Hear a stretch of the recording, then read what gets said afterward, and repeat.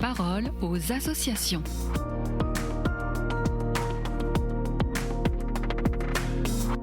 Bienvenue dans la parole aux associations. Aujourd'hui, je suis avec Florence Gros, directrice de la Fondation OCH, Office chrétien des personnes handicapées. Bonjour Florence. Vous organisez bientôt la 16e édition des Journées des mamans. Alors comment cela va-t-il se passer ? L'organisation de cette nouvelle édition, avec ses 13 journées des mamans, va s'étaler du 28 mars au 12 juin dans 13 villes de France. Alors, je vous les énumère par ordre alphabétique. Chambéry, Créteil, Lille, Lyon, Marseille, Metz, Nantes, Paris, Reims, Rennes, Toulouse, Tours et Versailles. Alors, toutes les dates et informations pratiques sont sur le site de l'OCH, www.och.fr. Chaque journée a la couleur de ses organisatrices qui émettent leurs compétences et leur énergie. Tout est pensé pour que les mamans puissent se ressourcer. Chaque journée a aussi ses incontournables. Un témoignage de maman et de professionnels le matin, suivi d'un temps de partage. Un déjeuner préparé et servi pour que les mamans puissent se poser tranquillement. Et puis l'après-midi, il y a des ateliers au choix proposant aux mamans soit de la réflexion, soit de la détente, soit un temps pour prendre soin d'elles. Voilà. Puis il y a aussi toujours une proposition spirituelle. Cela fait partie du ressourcement que le CH peut offrir. 16 ans d'expérience auprès des mamans, voyez-vous une évolution dans les besoins des mamans et comment y répondez-vous ? Alors depuis toutes ces années, je remarque surtout un même besoin, celui de pouvoir partager son expérience sans avoir à se justifier. Combien de mamans m'ont témoigné qu'elles se sentaient immédiatement comprises pendant ces journées.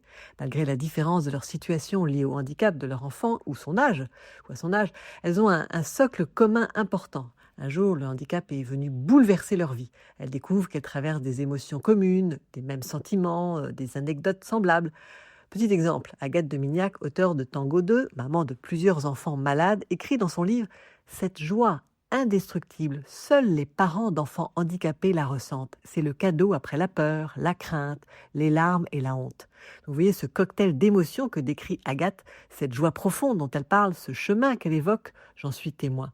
Il est en effet très commun aux mamans d'enfants handicapés que j'ai pu rencontrer. Je remarque aussi que les mamans vivent toutes tendues aux besoins de leurs enfants, oubliant parfois leurs propres besoins. Cette journée permet aux mamans de se reposer un peu, de faire un pas de côté. Elles s'encouragent. Carl Rogers, psychologue américain du siècle dernier, affirmait que toute personne pouvait tout traverser, à partir du moment où on lui tendait la main. C'est la mission de l'ECH, de ces journées, que de se faire proche de chaque personne pour l'aider à traverser les conséquences du handicap, de la maladie ou des troubles psychiques. Nous sommes nombreux à rencontrer des mamans concernées par le handicap, la maladie ou les troubles psychiques de leur enfant. Alors, comment inviter les mamans à participer à ces journées ? Et en dehors de ces journées, comment être attentif à leurs besoins ? Bien souvent, les mamans n'osent pas demander de l'aide. Elles craignent de déranger. Alors, devançons leurs craintes, proposons-leur notre aide. Plus généralement, il me semble que les mamans souffrent de solitude, à la fois d'un sentiment de solitude et d'un manque de proximité effective. Alors, quand on prend le temps de s'adresser à elles en leur demandant « Comment vas-tu ?» et de les écouter jusqu'au bout, c'est un premier pas. Une maman me confiait « Je demande toujours à une amie de m'accompagner aux rendez-vous médicaux pour ne pas vivre seule ces entrevues douloureuses. » Voilà un exemple d'aide concrète à proposer.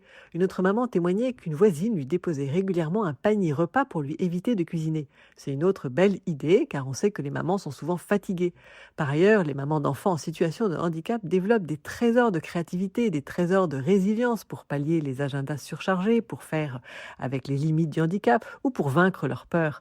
S'adapter, conjuguer, consentir est leur quotidien. Prenons le temps de nous intéresser à tout ce savoir-être et savoir-faire qu'elles ont capitalisé et aidons-les à les développer. Finalement, le plus important est de ne pas fuir la réalité des mamans, de ne pas se dérober et de s'appuyer aussi sur leurs talents. Merci beaucoup Florence Gros. Toutes les informations sont à retrouver sur le site de l'OCH, och.fr.